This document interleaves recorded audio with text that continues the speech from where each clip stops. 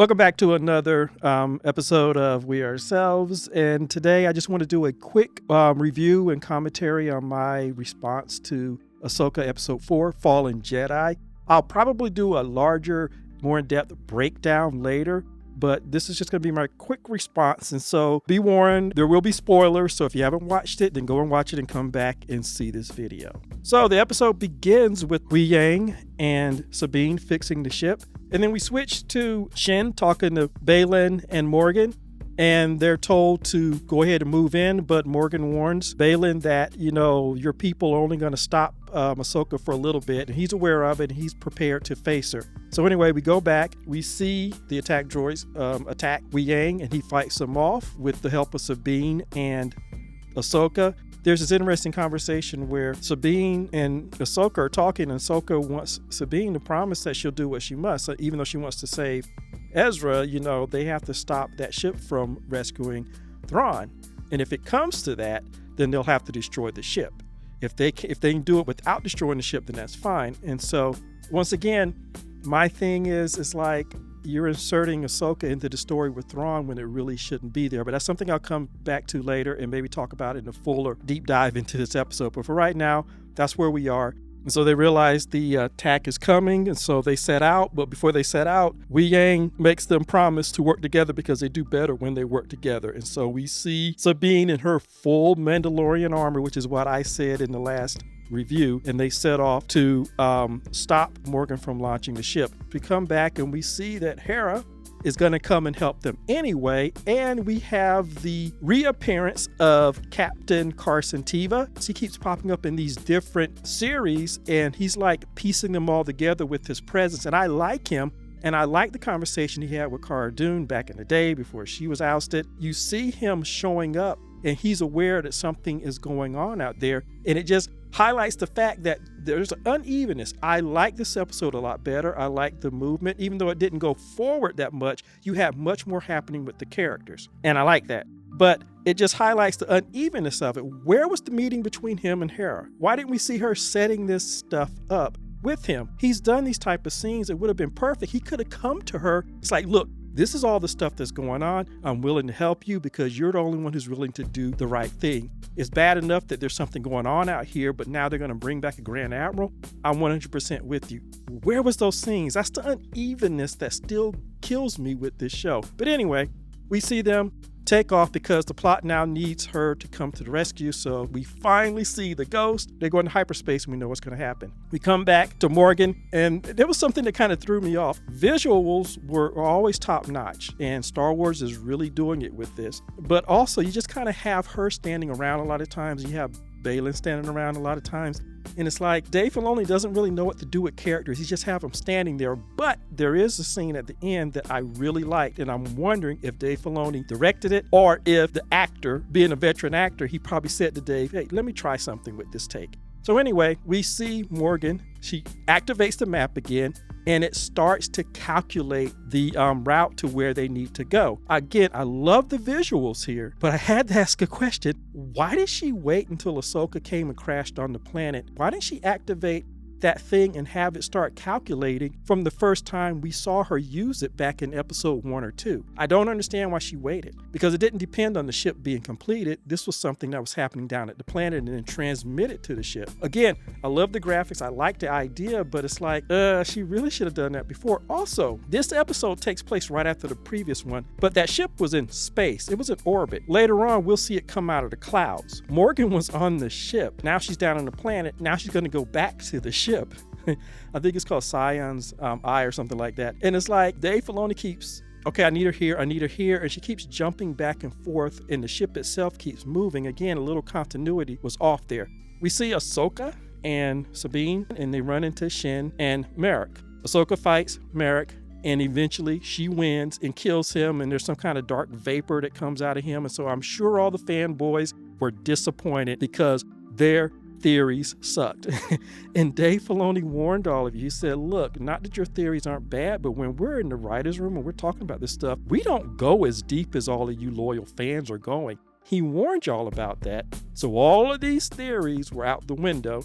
Finally, we see Sabine acting more like a Mandalorian and using everything, a lightsaber, all of her weapons and stuff. This is what Mandalorians do. And that's why I said if she had had her armor on in that first fight, it would have been a different fight. So it was good to see her using all those things, even when we get down to the end and we see her trick Shin and actually fire on her and takes her lightsaber out of her hand because Shin doesn't have as much experience as Sabine. I'll say that. I'll keep saying that. And again, all these people, it's like, well, Sabine should have lost. No, Sabine has experience. She's raised in a culture that are trained to fight Jedi, to trick them, to counter all their things. And we finally see her do that here. And by the way, what she did here had nothing to do with that little training that Ahsoka gave her.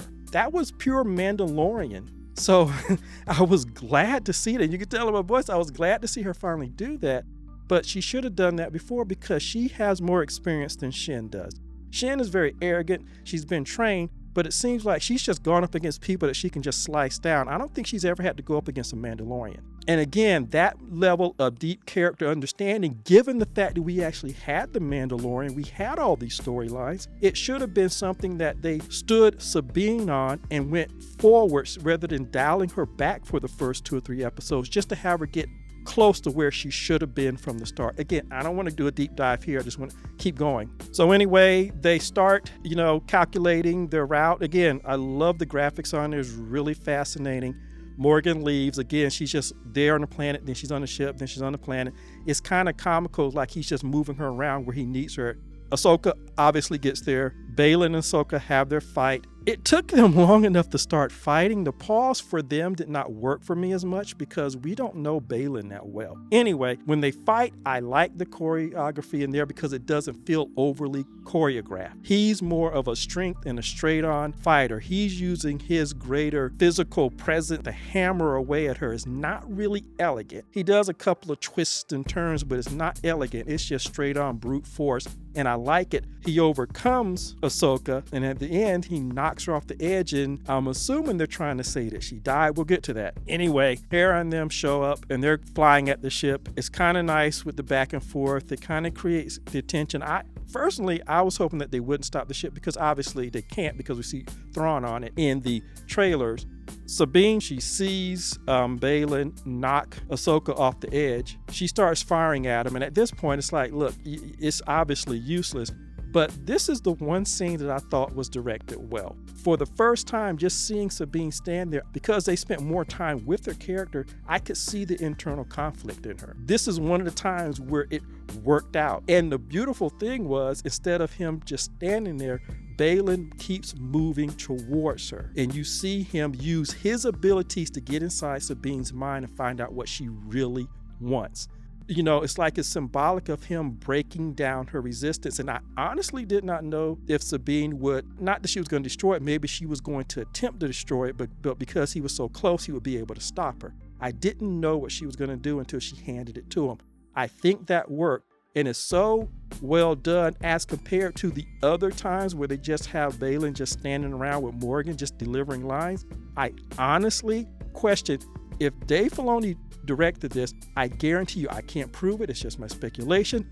I have the feeling that Ray Stevenson said to Filoni, hey, let's do this one more time, I'm going to try something. And when they did it that last time, instead of him standing and delivering his line, which is probably what Filoni had, this veteran actor kept moving towards Sabine, and it worked, and it probably helped her to emote the way she did. I can't prove that, but I wouldn't be surprised if that happened because the way that scene was handled was so much better than the rest of the scenes in the actual show, including those characters. You could feel his confidence that he was using all of his Jedi abilities to overcome Sabine and get her to give him that map. I actually like that scene. And then, of course, and I was so glad when they went ahead and launched the ship, they didn't turn on the turbo lasers or nothing like that. They didn't stretch it out. They jumped, and you saw the aftermath. And so that was really good. Again, this episode was an improvement to me, even though it still had some sloppiness and some unevenness. It was better than the previous ones. Then you have the ending, which those of us who are fans of Rebels, we understand what it is. Those who aren't may not. And there are a lot of videos explaining it. But basically, you have Ahsoka wake up in the World Between Worlds. Again, it feels like a soft reboot because the World Between Worlds was attached to the whole Mortis and Lords of Mortis storyline that happened in the Clone Wars. And then in Rebels, when Ezra found his way into this place, he went through a mural, ironically a mural that kind of resembled the one of them. He went through a mural because he figured out the puzzle, but he went through a mural which showed the father and the son and the daughter, the Lords of Mortis. And so that's how he got in there, and he managed to save Ahsoka's life when she was fighting Vader.